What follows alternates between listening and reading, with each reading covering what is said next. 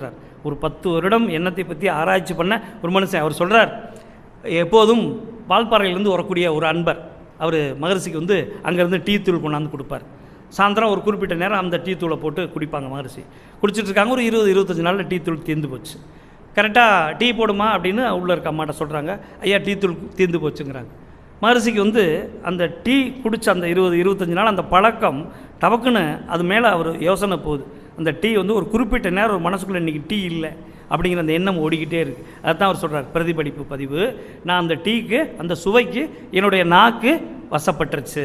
இப்போ அதிலேருந்து விளக்கிக்கிறதுக்கு எனக்கு அது கஷ்டமாக இருக்குது. இதுதான் மனிதனுக்குரிய மிகப்பெரிய சிக்கல் அப்படிம்பார். அடுத்தது